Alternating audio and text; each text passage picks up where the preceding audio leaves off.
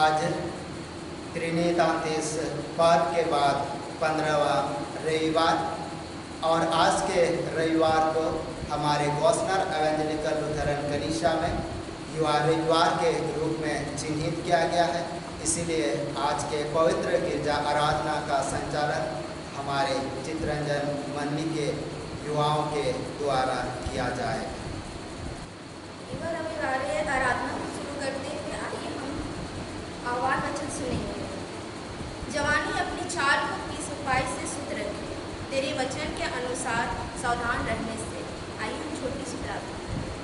पिता, पुत्र और पवित्र आत्मा के नाम से आमीन। इस नाम में पिता परमेश्वर आपको धन्यवाद देते हैं। इस सुंदर सुबह को आपने देखने दिया पिता, इस आराधनालय में हमें इकट्ठा होने दिया पिता। धन्यवाद देते हैं पिता, इस समय हमारी अगुवाई कीजिए पिता, ताकि स्तुति और महिमा कर पिता परमेश्वर अपनी उपस्थिति को हमारे बीच में दीजिए। पिता परमेश्वर हमारी सहायता कीजिए कि हम अपनी स्तुति और महिमा करने पाएँ। पिता परमेश्वर हमारी सहायता कीजिए। फिर से आपकी उपस्थिति को मांगते हैं पिता, अपनी उपस्थिति इस जगह पर होने दीजिए। ये छोटी सी प्रार्थना दया से सुनिए और स्वर्ग के राज्य में ग्रहण कीजिए।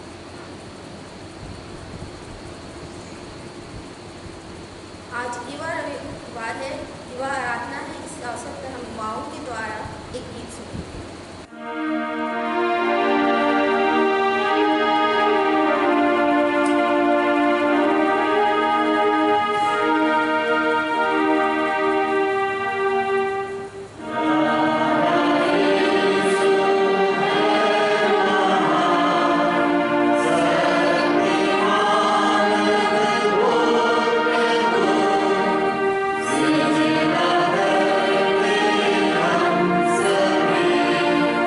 Yeah.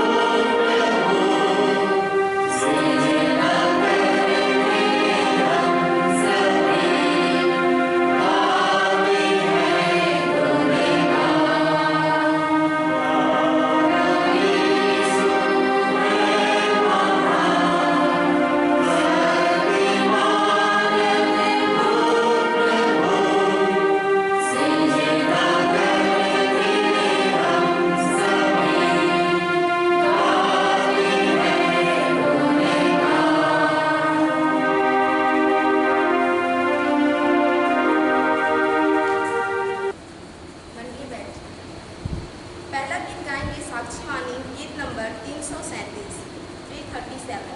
चढ़ते हम सब स्वर्ग की सीढ़ी, योद्धा यीशु के।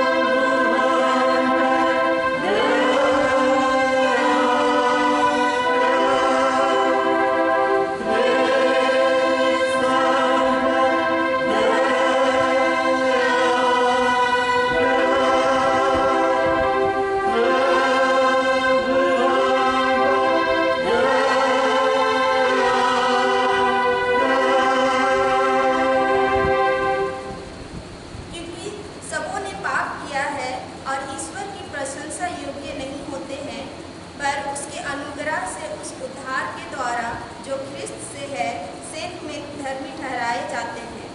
रोमी 3:23-24। आमीन।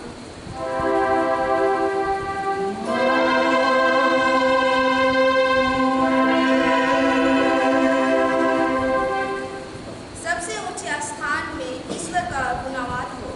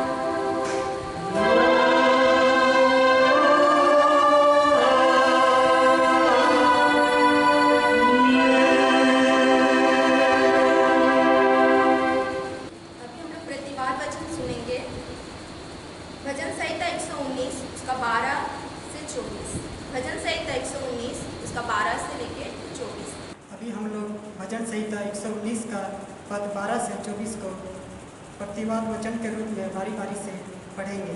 भजन संहिता 119 का 12 से 24। हे यहोवा, तू धन्य है, मुझे अपनी विधियां सिखा। तेरे सब कहे हुए नियमों का वर्णन मैंने अपने मुंह से किया है। मैं तेरी चितावनियों के मार्ग से मानो सब प्रकार के धन से हर्षित हुआ हूँ। मैं तेरे उपदेशों पर ध्यान करूँगा और तेरे मार्गों की ओर दृष्टि रखूँगा। मैं तेरी विधियों से सुख पाऊंगा और तेरे वचन को ना भूलूंगा। अपने दास का उपकार कर कि मैं जीवित रहूं और तेरे वचन पर चलता रहूं। मेरी आंखें खोल दे कि मैं तेरी व्यवस्था की अद्भुत बातें देख सकूं। मैं तो पृथ्वी पर परदेशी हूँ, अपनी आज्ञाओं को मुझसे छिपाए न रख। मेरा मन तेरे नियमों की अभिलाषा के कारण हर समय खेदित रहता है। तूने अभिमानियों को दुशासित है, रुका है, वे तेरी आज्ञाओं के बाढ़ से भटके हुए हैं। मेरी नामधराई और अपमान दूर कर, क्योंकि मैं तेरी चितावनियों को पकड़े हूँ। हाकिम भी बैठे हुए आपस में मेरे विरुद्ध बातें करते थे, परंतु तेरा दास तेरी विधियों पर ध्यान करता रहा। तेरी चितावनियां मेरा सुखमूल और मेरे लिए हैं। आज का पहला पाठ वचन है इफिसी की पुस्तक 5 उसका 10 से 24। इफिसी की पुस्तक 5 उसका 10 से लेकर 24। हम प्रथम पाठ वचन पढ़ेंगे जो हमें मिलता है इफिसियों की पत्री अध्याय 5 पद संख्या 10 से लेकर 21 पद तक। उसमें यूं लिखा है, और यह परखो कि प्रभु को क्या भाता है, अंधकार के निष्फल कामों में सहभागी ना हो, वरन उन पर उलाहना दो, क्योंकि उनके गुप्त कर्मों की चर्चा भी लज्जा की बात है। पर जितने कामों पर उलाहना दिया जाता है वे सब ज्योति से प्रकट होते हैं, क्योंकि जो सब कुछ को प्रकट करता है वह ज्योति है। इस कारण वह कहता है, हे सोने वाले, जाग और मुर्दों में से जी उठ, तो मसीह की ज्योति तुझ पर चमकेगी। इसलिए ध्यान से देखो कि कैसी चाल चलते हो, निर्बुद्धियों के समान नहीं पर बुद्धिमानों के समान चलो। अवसर को बहुमूल्य समझो क्योंकि दिन बुरे हैं। इस कारण निर्बुद्धि न हो पर ध्यान से समझो कि प्रभु की इच्छा क्या है।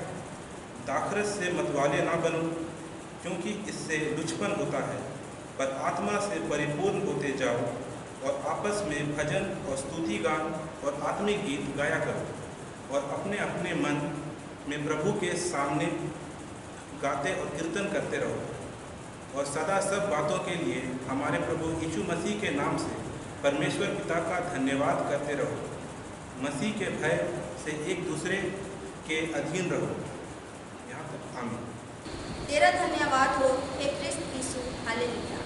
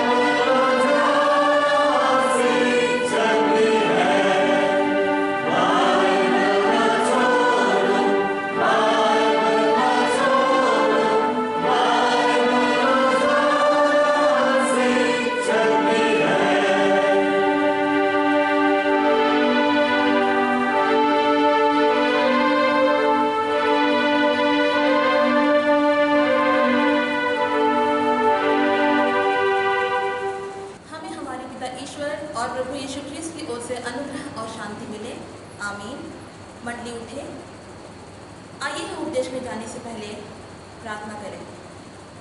हे सर्वशक्तिमान ईश्वर सर्ववासी दयालु पिता, हम तेरे निकट आते हैं पिता, अब तुझे बहुत बहुत धन्यवाद देते हैं आज के इस दिन के लिए पिता, कि तूने हमारी रक्षा रखवाली की और आज का यह दिन देखने का मौका दिया है पिता। आज तेरे वचनों में से सुनने के लिए पिता, तेरे महिमा के गीतों को गाने के लिए पिता हम यहाँ पर उपस्थित हुए हैं। जो कुछ भी हम तेरे धर्मशास्त्र में से तेरे विषय में सीखेंगे, सुनेंगे और जो बोलेंगे पिता, उसमें तू ही हमारी अगुवाई कर। शैतान और संसार के विचारों को हमारे मन से पिता को दूर कर, ताकि हम ध्यानपूर्वक तेरे उद्देश्यों को सुन सकें पिता, उस पर ध्यान लगा सकें और उसे अपने जीवन में उपयोग में लाने सकें पिता। यही हमारी दीन प्रार्थना हमारे प्रभु यीशु ख्रिस्त के नाम से सुन और स्वर्ग के राज्य में ग्रहण कर। आमीन। आज का उपदेश वचन जो हम सुनेंगे, लूका रचित सुसमाचार अध्याय 15 पद 11 से 32। लूका रचित सुसमाचार अध्याय 15 पद 11 से 32। इसमें परमेश्वर का वचन हमसे यूँ कहता है, फिर उसने कहा, किसी मनुष्य के 2 पुत्र थे। उनमें से छुटके ने पिता से कहा कि हे पिता, संपत्ति में से जो भाग मेरा हो वह मुझे दे दीजिए। उसने उनको अपनी संपत्ति बांट दी। और बहुत दिन ना बीते थे कि छुटका पुत्र सब कुछ इकट्ठा करके एक दूर देश को चला गया और वहाँ कुकर्म में अपनी संपत्ति उड़ा दी। जब वह सब कुछ खर्च कर चुका तो उस देश में बड़ा अकाल पड़ा और वह कंगाल हो गया। और वह उस देश के निवासियों में से एक के यहाँ जा पड़ा। उसने उसे अपने खेतों में सूअर चराने के लिए भेजा और वह चाहता था कि उन फलियों से जिन्हें सूअर खाते थे अपना पेट भरे, और उसे कोई कुछ नहीं देता था। जब वह अपने आपे में आया तब कहने लगा कि मेरे पिता के कितने ही मजदूरों को भोजन से अधिक रोटी मिलती है और मैं यहाँ भूखा मर रहा हूँ। मैं अब उठकर अपने पिता के पास जाऊँगा और उससे कहूँगा कि पिताजी, मैंने स्वर्ग के विरोध में और तेरी दृष्टि में पाप किया है। अब इस योग्य नहीं रहा कि तेरा पुत्र कहलाऊं। मुझे अपने एक मजदूर की नाई रख ले। तब वह उठकर अपने पिता के पास चला। वह अभी दूर ही था कि उसके पिता ने उसे देखकर तरस खाया और दौड़कर उसे गले लगाया और बहुत चूमा। पुत्र ने उससे कहा, पिताजी, मैंने स्वर्ग के विरोध में और तेरी दृष्टि में पाप किया है और अब इस योग्य नहीं रहा कि तेरा पुत्र कहलाऊं। परंतु पिता ने अपने दासों से कहा, झट अच्छे से अच्छा वस्त्र निकाल कर उसे पहनाओ और उसके हाथ में अंगूठी और पाँव में जूतियाँ पहनाओ और पला हुआ बछड़ा लाकर मारो, ताकि हम खाएं और आनंद मनाओ। क्योंकि मेरा यह पुत्र मर गया था, फिर जी गया है, खो गया था, अब मिल गया है। और वे आनंद करने लगे। परंतु उसका जेठा पुत्र खेत में था, और जब वह आते हुए घर के निकट पहुंचा तो उसने गाने बजाने और नाचने का शब्द सुना। और उसने एक दास को बुलाकर पूछा, यह क्या हो रहा है? उसने उससे कहा, तेरा भाई आया है और तेरे पिता ने पला हुआ बछड़ा कटवाया है, इसलिए कि उसे भला चंगा पाया है। यह सुनकर वह क्रोध से भर गया और भीतर जाना ना चाहा। परंतु उसका पिता बाहर आकर उसे मनाने लगा। उसने पिता को उत्तर दिया कि देख, मैं इतने वर्ष से तेरी सेवा कर रहा हूँ और कभी भी तेरी आज्ञा नहीं टाली, तो भी तूने मुझे कभी एक बकरी का बच्चा भी ना दिया कि मैं अपने मित्रों के साथ आनंद करता। परंतु जब तेरा यह पुत्र, जिसने तेरी संपत्ति वैश्याओं में उड़ा दी है, आया है, तो उसके लिए तूने पला हुआ बछड़ा कटवाया। उसने उससे कहा, पुत्र, तू सर्वदा मेरे साथ है और जो कुछ मेरा है वह सब तेरा ही है। परंतु अब आनंद करना और मगन होना चाहिए, क्योंकि यह तेरा भाई मर गया था, फिर जी गया है, हो गया था, अब मिल गया है। यहाँ तक आमीन। मंडली बैठ जाए। प्रभु में प्रियो, सुसमाचार के लेखक ने यीशु मसीह को इस पृथ्वी पर सबसे सर्वश्रेष्ठ शिक्षक के रूप में यहाँ प्रस्तुत किया है। यीशु लोगों को परमेश्वर के राज्य के विषय में, परमेश्वर के मूल्यवान और अद्भुत प्रेम के विषय में, दया के बारे में बताने के लिए दृष्टांत और कहानियों का उपयोग किया, ताकि हम उसे अच्छी तरह समझ सकें। आज के पाठ में हम देखेंगे यीशु खोए हुओं को और ढूंढने और बचाने आया, और यह भी कि किसी खोए हुए के मिल जाने पर परमेश्वर कितना आनंदित है। और इस बात को स्पष्ट करने के लिए यीशु मसीह ने 3 दृष्टांत बताए। और आज का यह पाठ जो हमें लूका 15:11 से 32 के में मिलता है, वह दोनों दृष्टांतों की निरंतरता में ही कहा गया है। पहला दृष्टांत था खोई हुई भेड़, जिसका वर्णन हमें लूका अध्याय 15 उसके 1 से 7 पद में मिलता है। दूसरा खोया हुआ सिक्का, जिसका वर्णन हमें लूका अध्याय 15 उसके पद 8 से 10 में मिलता है। और तीसरा खोया हुआ पुत्र, जिसका वर्णन हमें लूका अध्याय 15 उसके 11 से 32 में मिलता है, जो आज का उपदेश वचन भी है।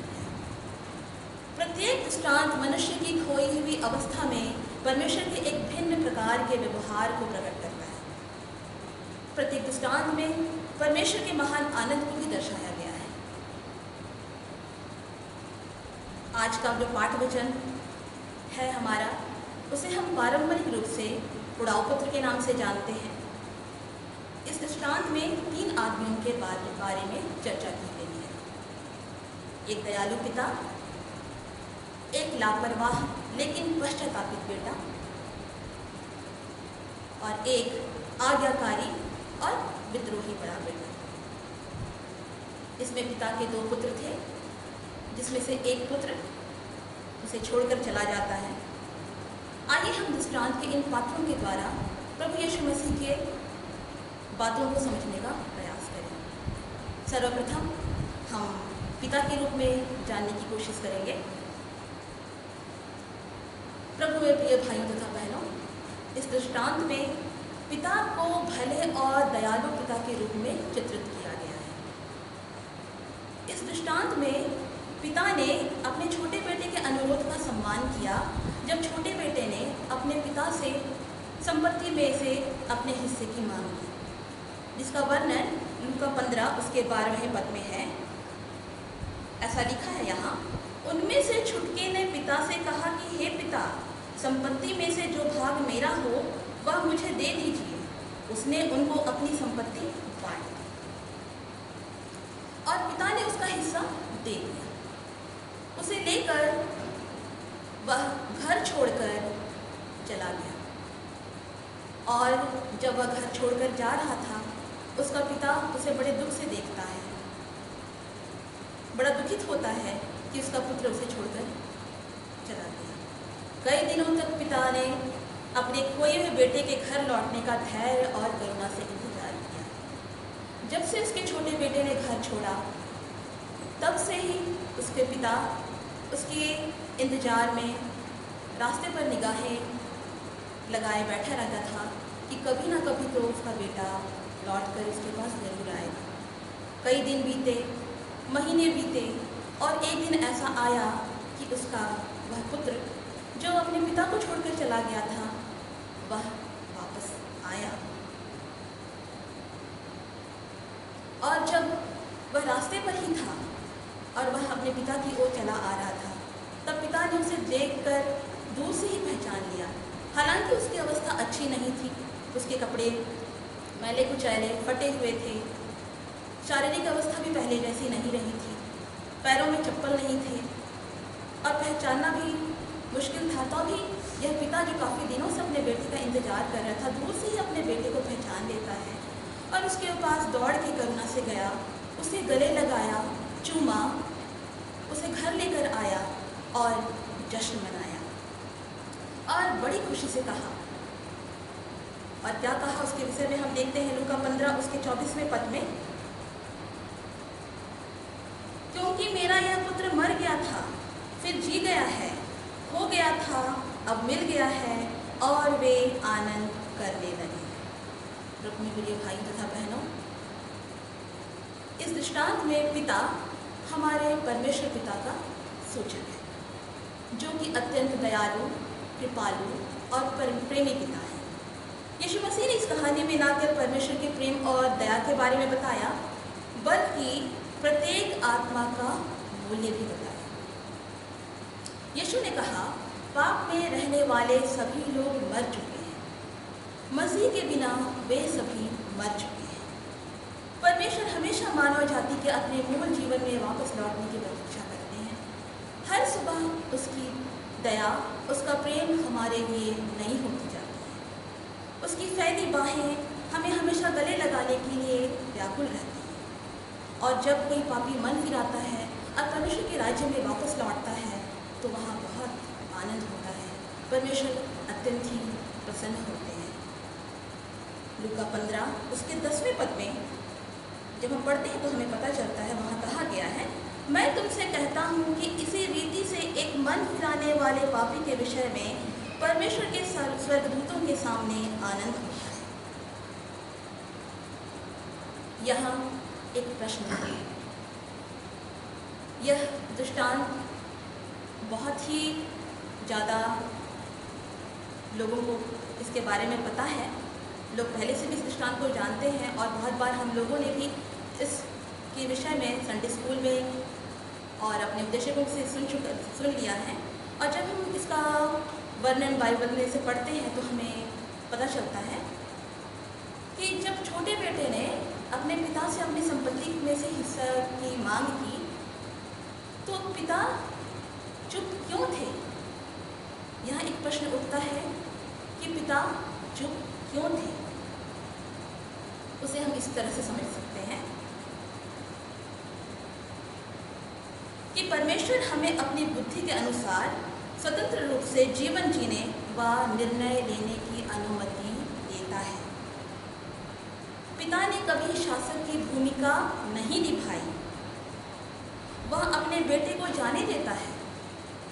छोटे बेटे ने अपने जीवन जीने और जीवन के लिए योजनाएं बनाने में कभी भी अपने पिता की सलाह नहीं ली, बल्कि उसने वही किया जो वह चाहता था। वह बहुत ही उग्र और अशिष्ट था, लेकिन पिता ने उसे अपनी स्वतंत्रता का प्रयोग करने की अनुमति दी। हम एक ऐसे परमेश्वर की उपासना करते हैं जिसने हमें अपनी छवि और अपनी समानता के साथ साथ अपनी स्वतंत्रता का उपयोग करने की भी अनुमति दी है। लेकिन परमेश्वर का प्रेम और दया हर दिन हमारे पास पहुंचता है क्योंकि हम उसके हैं। इसलिए वह एक पिता के जैसे हमारे प्रेम के लिए तरसता है। हम उसके लिए अनमोल हैं और हर आत्मा की वापसी, हर पापी का पश्चाताप परमेश्वर की दृष्टि में एक खुशी का अवसर है। हमारा व्यवहार और हमारा रवैया जैसा भी रहे, लेकिन परमेश्वर की दया और करुणा कभी नहीं बदलती। यूहन्ना 3:16 में भी परमेश्वर के प्रेम के बारे में वर्णन किया गया है, क्योंकि परमेश्वर ने जगत से ऐसा प्रेम किया कि उसने अपने एकलौते पुत्र को दे दिया ताकि हम नाश न होएं परंतु अनंत जीवन पाएं। वह हमारी प्रार्थना, हमारी भक्ति के लिए तरसता है। इस दुनिया में परमेश्वर पिता का प्यार अतुलनीय है। अगर हम उसके निकट आते हैं तो वह हमें अपरंपार खुशी से बाहर कर देता है। दूसरा, एक लापरवाह लेकिन पश्चातापित छोटा बेटा। लूका 15 उसके 12 से 17 में इसका वर्णन हमें मिलता है कि हाँ, यीशु ने बताया कि छोटे बेटे ने अपने पिता से संपत्ति में से अपना हिस्सा लिया और अपनी संपत्ति लेकर दूर देश चला गया। अपनी सारी संपत्ति उसने कुकर्म के कामों में खर्च कर दिया। उसके पास अपने संपत्ति को खर्च करने का ना ही कोई योजना थी, ना ही कोई बजट था। शीघ्र ही उसका धन समाप्त हो गया। एक दिन आया जब वह बिल्कुल अकेला खड़ा था। ना उसके हाथ में पैसे थे, ना उसे खिलाने के लिए उसके पास कोई था। और दुर्भाग्य से उस देश में अकाल पड़ा और उसे अपना पेट भरने के लिए दूसरे के घर में नौकर के रूप में कार्य करना पड़ा, और वो भी सुअर चराने का कार्य। और उसको अपना पेट भरने के लिए सुअरों को जो भोजन दिया जाता था उसे ही खाना पड़ता था, क्योंकि उसे कोई कुछ नहीं देता था। भूख और जरूरत के कारण बेटे ने ऐसे काम को स्वीकार किया जो किसी भी नेक यहूदी व्यक्ति के लिए अपमानजनक और अस्वीकार्य था, क्योंकि व्यवस्था के अनुसार सुअर अशुद्ध है। इसका वर्णन हमें लेवी व्यवस्था अध्याय 11 उसके 7वें पद में मिलता है। अब वह लापरवाह बेटा होश में आया। जब वह बिल्कुल निर्बल था, लाचार था, भूखा था, तब वह होश में आया। इसका मतलब वह अब तक बेकार और निरर्थक जीवन जी रहा है। हमेशा एक पापी का जीवन निरर्थक होता है और वह कमजोर हो जाता है। वास्तव में छोटा बेटा अपने पिता के जीवन और अनुशासन से खुश नहीं था।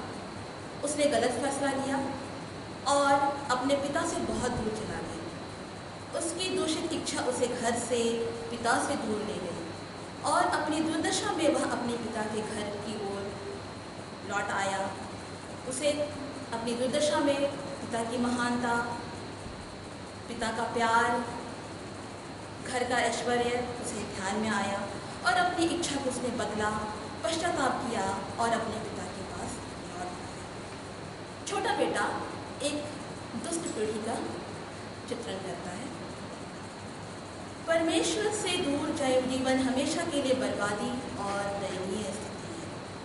यदि हम मसीह को अस्वीकार करते हैं और दुनिया को गले लगाते हैं, यदि हम विश्वासियों की संगति को छोड़ देते हैं, तो शुरू में तो यह खुशी देता है, लेकिन अंत में यह हमारे पतन का ही कारण होता है। बाइबल में ऐसे लोगों के कई उदाहरण हैं जिन्होंने अपनी स्वतंत्र इच्छा का इस्तेमाल किया और भ्रम और असफलता का जीवन जिया, यहाँ तक कि उनका पतन हो गया। केवल परमेश्वर ही ज्ञान और समझ और सार्थक जीवन का मान जानते हैं। भजन संहिता 32 उसके 8वें पद में हमें मिलता है, मैं तुझे बुद्धि दूंगा और जिस मार्ग में तुझे चलना होगा उसमें तेरी अगुवाई करूंगा। मैं तुझ पर कृपा दृष्टि रखूंगा और सम्मति किया करूंगा। छोटा बेटा उन सभी का उदाहरण है जो अपनी स्वतंत्रता, समय और अवसर का दुरुपयोग करते हैं। मसीह के बिना जीवन व्यर्थ है, भले ही हमारे पास सब कुछ हो। छोटे बेटे की शून्यता और अकेलेपन ने उसे वापस जाने के लिए कहा और उसने पश्चाताप किया और पिता के पास लौट आया। लूका 15:18 से 20 में हम पाते हैं कि कैसे उसने पश्चाताप किया।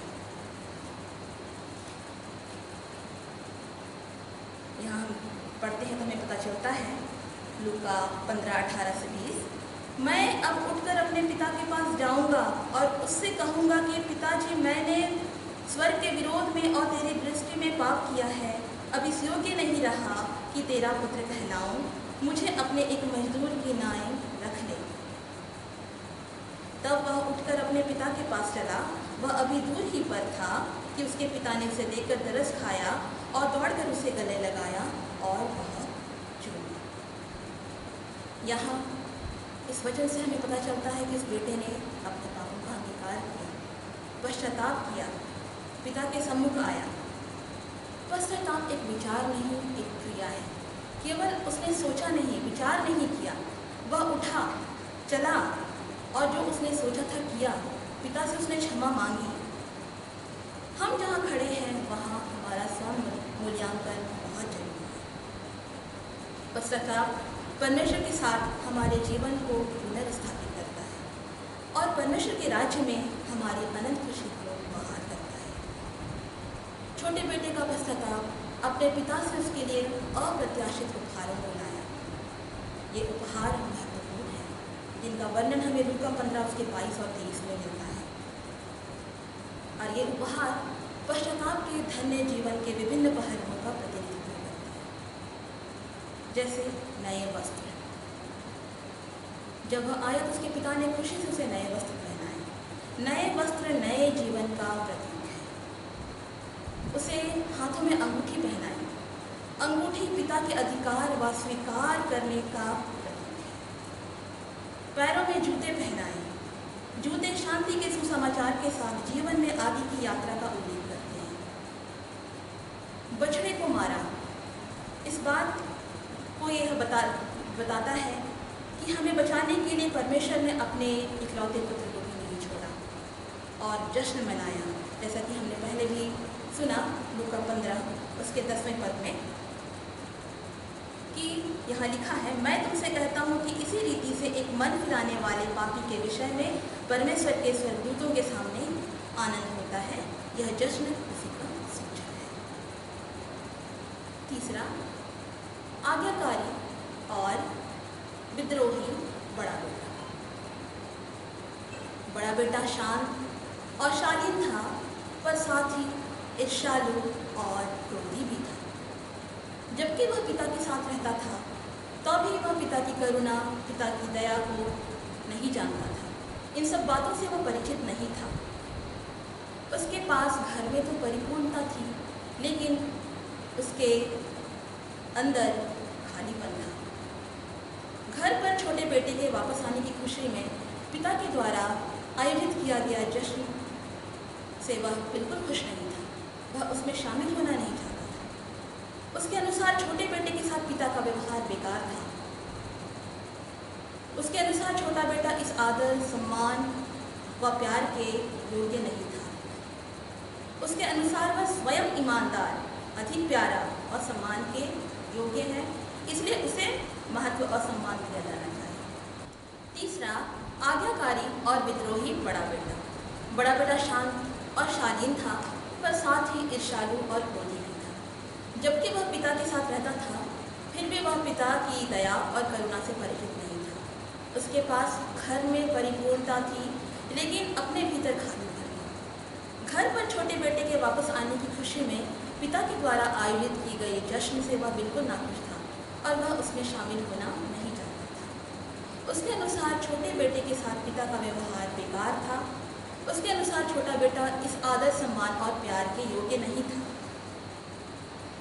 बड़ा बेटे के अनुसार वह स्वयं ईमानदार, अधिक प्यारा और सम्मान के योग्य था, इसलिए ये महत्व व सम्मान उसे दिया जाना चाहिए था।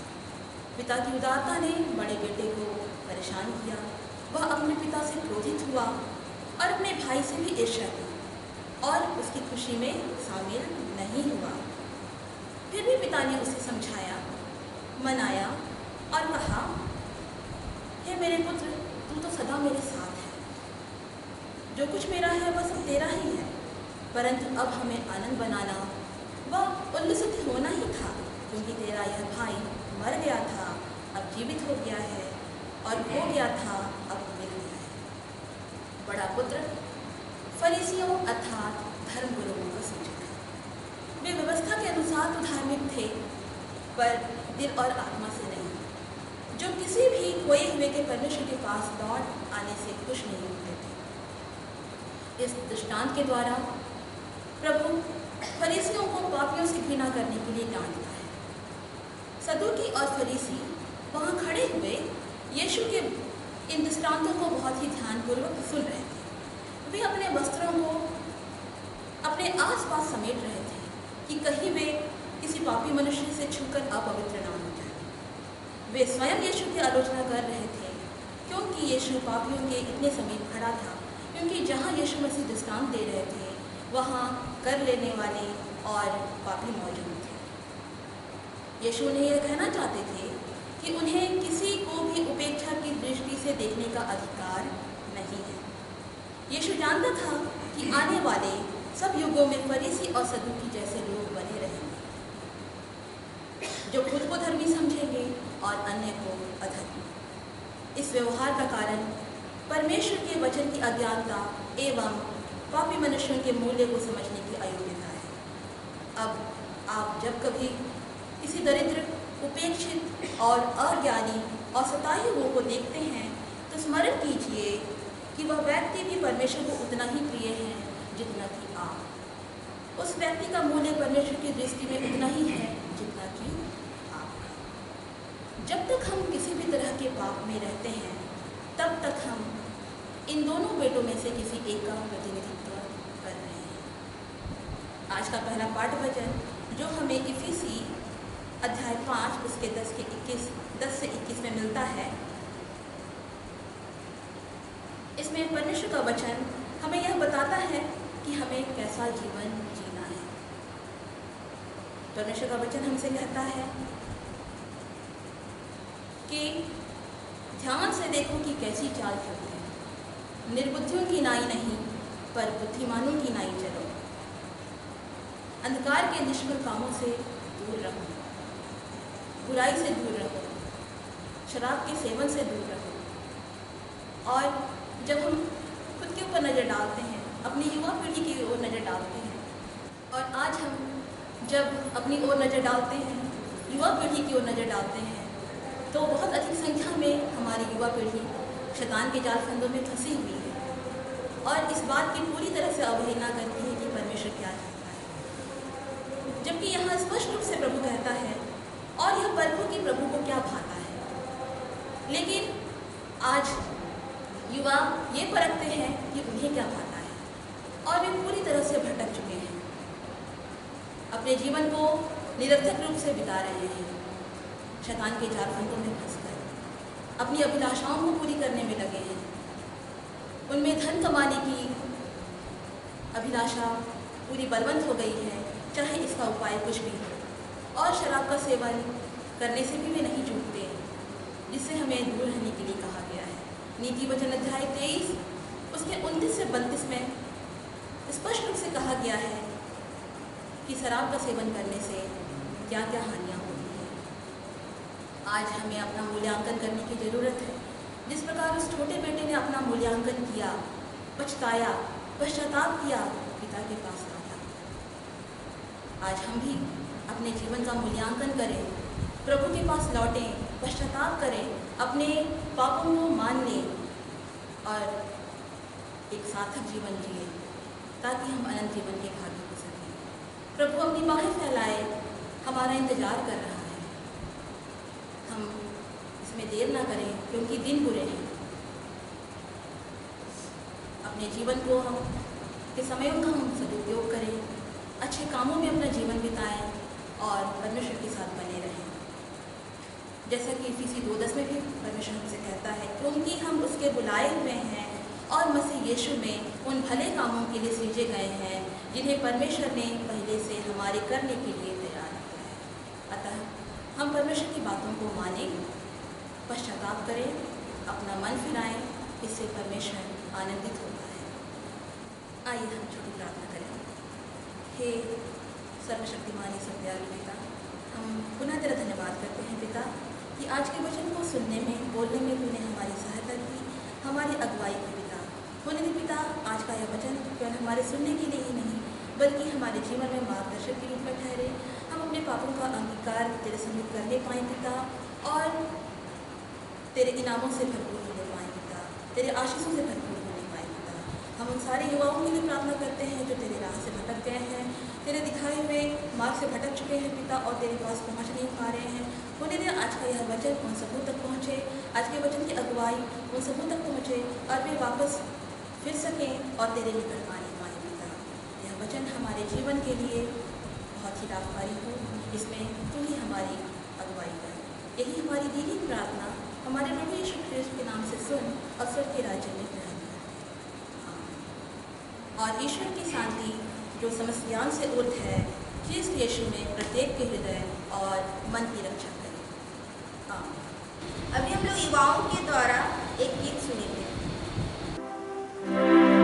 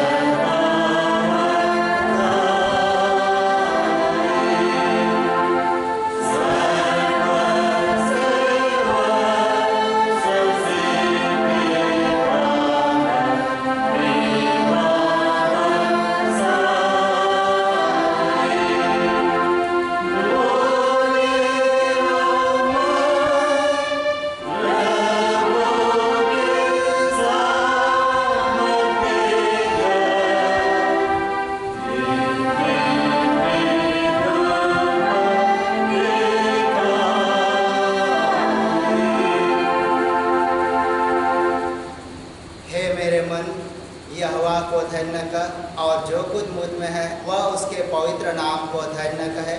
हे मेरे मन, यहोवा को धन्य कह और उसके किसी उपकार को ना भूलना। वही तो तेरे सारे अधर्मों को क्षमा करता है और सारे रोगों को चंगा करता है। आमीन। हे सर्वशक्तिमान सनातन ईश्वर दयालु पिता, इस समय हृदय से धन्यवाद देते हैं क्योंकि तूने सुंदर अवसर और मौका हम हर एक प्रियजन और विश्वासियों के जीवन के लिए दिया है। और प्रभु जी, आज हमारे जीवन के लिए सचमुच में एक विशेष अवसर है।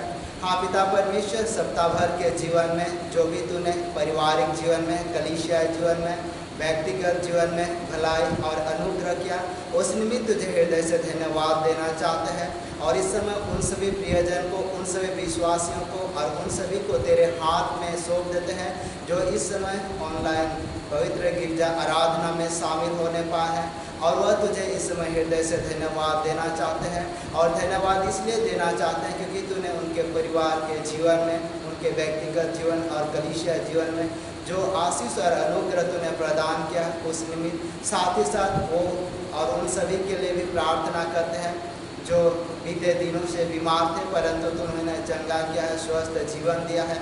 साथ ही साथ उन छात्रा और छात्राओं को भी तेरे हाथ में सौंप देते हैं जिन्होंने एग्ज़ाम दिया पिता, और जो अपने जीवन के लिए तैयारी करते हैं, तो उसके भी साथ होकर उनके जीवन की अगुवाई कर। साथ ही साथ प्रभु जी, हर एक बात पर तेरा अनुग्रह और आशीष हो, क्योंकि तूने शैतान की शक्ति और नाना प्रकार के बंधन से छुड़ाकर तूने हमें आज़ाद और स्वतंत्र किया। इस निमित्त तुझे हृदय से धन्यवाद देना चाहते हैं। और उन सभी एक एक धन्यवादी अभिलाषी को तेरे हाथ में सौंप देते हैं और उनके धन्यवादी मन और हृदय और आत्मा को ग्रहण कर, ताकि तेरी गवाही आत्मा और सच्चाई से देते हुए कलीसिया जीवन में आगे बढ़ते हुए तुझे हृदय से धन्यवाद दे सके। विनती उद्धार करता प्रभु यीशु के नाम से मांगते हैं, दया से सुन, अनुग्रह से ग्रहण कर। आमीन।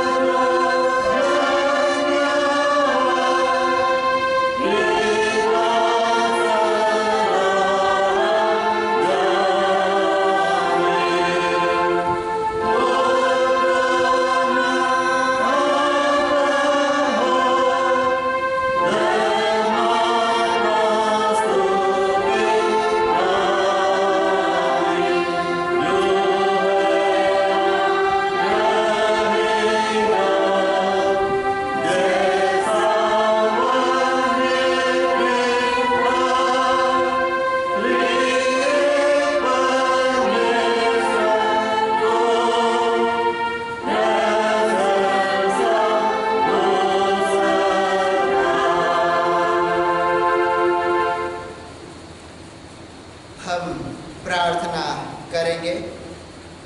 हे प्रभु परमेश्वर स्वर्गवासी पिता, हम तेरी विनती करते हैं अपनी ख्रिस्तानी कलीसिया और उसके सारे सेवकों की अगुवाई कर कि वे तेरे वचन के निर्मल उपदेश में ठहरे, जिससे सच विश्वास और प्रेम हमें बढ़े और दिखाया जाए। हे प्रभु, भारत रिपब्लिक के हमारे प्रेसिडेंट, इस प्रांत के गवर्नर, राजपूत सभा और मंत्रिमंडलों, सब न्यायों और हाकिमों और सब राज्य कर्मचारी को आशीष दे और उनके अगुवाई कर कि वे न्याय और धर्म से देश की सेवा करें और हम कुशल चैन से सारी भक्ति और गंभीरता से काल बिताए। हमारे कलीसियाएं, सभाओं, सेंट्रल काउंसिल, डायसिस काउंसिल और कलीसिया की अन्य मंडली सभाओं को आशीष दे कि वे इस मंडली को तेरे पवित्र इच्छा के अनुसार चलाएं। जगत की लुथरन कलीसिया और देश विदेश के हमारे सभी ख्रिस्ट विश्वासी मित्रों को आशीष दे कि हम ख्रिस्तीय प्रेम और सहयोग में आगे बढ़े और जगत में तेरी साक्षी के लिए अधिक सामर्थ पाए। हमारे कलीसिया के सब कामों पर आशीष दे, लड़के लड़कियों की शिक्षा पर आशीष दे कि वे तेरे भय, प्रेम और भरोसा में बढ़ते जाए। कलीसिया के विद्यालयों, शिक्षण, प्रशिक्षण, महाविद्यालयों और अन्य संस्थाओं को संभाल और उनकी बढ़ती दे और उनके द्वारा कलीसिया के लिए आत्मिक और लौकिक आशीष दे। खेती बाड़ी और हर एक काम उद्यम को सफल कर, जिससे हर कोई सुविवेक से तेरे आगे चले और अपनी जीविका आप ही पाए। अपनी कृपा से उन सबों पर दृष्टि कर जो कंगालपन, रोग और नाना प्रकार के सकेती और दुख में है, उनको शांति दे। और इसमें प्रार्थना है प्रभु जी, प्रार्थना के द्वारा मंडली के सभी प्रियजन को, कलीसिया के सभी विश्वासियों को तेरे पवित्र हाथ में सौंप देते हैं। हाँ पिता परमेश्वर, आज सचमुच में हमारे जीवन के लिए और कलीसिया जीवन के लिए और मंडली जीवन के लिए आशीष और अनुग्रह का विषय वस्तु है। हाँ प्रभु जी, और आज विशेष रूप से प्रार्थना है, प्रार्थना के द्वारा हमारे कलीसिया के सभी युवाओं को तेरे हाथ में सौंप देते हैं। हाँ प्रभु जी, सचमुच में एक कलीसिया व्यवस्था के अनुसार आज त्रिनीतांतीस के बाद 15वां रविवार, जबकि इस रविवार को युवा रविवार के रूप में चिन्हित किया गया है। होने दे पिता परमेश्वर, इस समय कलीसिया के सभी युवक और युवतियों को तेरे हाथ में सौंप देते हैं, यूथ को तेरे हाथ में सौंप देते हैं, युवा को तेरे हाथ में सौंप देते हैं। हाँ प्रभु जी, बहुत सारे ऐसे हैं जो अपने जीवन की तैयारी में आगे बढ़ रहे हैं और बहुत सारे हैं कि अपने पारिवारिक जीवन को बिताना चाहते हैं और उनके लिए तेरी आशीष और अनुग्रह की आवश्यकता है। हाँ प्रभु जी, सचमुच में हमारे कलीसिया के सभी युवा और युवाओं को और युवतियों को तेरे हाथ में सौंप देते हैं। उनके हर एक कामों पर, उनके पढ़ाई लिखाई पर, उनके जीवन की तैयारी पर तेरा अनुग्रह हो और तू उन सभी के अगुवाई कर। इसके साथ साथ केवल हमारे कलीसिया नहीं, विश्व के सभी कलीसिया के युवाओं को तेरे हाथ में सौंप देते हैं। उनके जीवन के द्वारा तेरे नाम की महिमा और बड़ाई होने पाए। साथ ही साथ प्रभु जी, हमारे कलीसिया के सभी बड़े बुजुर्ग को भी तेरे हाथ में सौंपते हैं, ताकि युवा और बड़े बुजुर्ग के बीच एक अच्छा तालमेल के साथ कलीसिया जीवन में आगे बढ़ते हुए उस आशीष और अनुग्रह को रिसीव करते हुए जीवन में आगे बढ़ सके। इस समय प्रभु प्रार्थना करते हैं हमारे कलीसिया के सब भाई बहनों की रक्षा कर, जो दूसरे देश में चले गए हैं, कि वे सब जोखिम और परीक्षा में विश्वासी ठहरे। और हम उनके लिए भी तेरी विनती करते हैं जो मंदिर से निकाले गए व उलट हुए हैं, उन पर दया कर कि वे सच्चे पश्चाताप से तेरी ओर फिरे। सब मनुष्य का त्राणी ठहर और उन पर जो अंधियारे में बैठे हैं मुक्ति का उजाला प्रकाश कर। हमको पश्चातापी मृत्यु से बचा और अंत में अपने प्रिय पुत्र हमारे प्रभु यीशु ख्रिस्ट के द्वारा स्वर्ग राज में ग्रहण कर। आमीन। और इस समय हम प्रभु की प्रार्थना गाते हुए करेंगे और जो हमें मिलेगा साक्षी वाणी से, साक्षी वाणी गीत संख्या 318।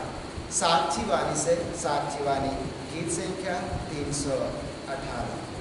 Amen.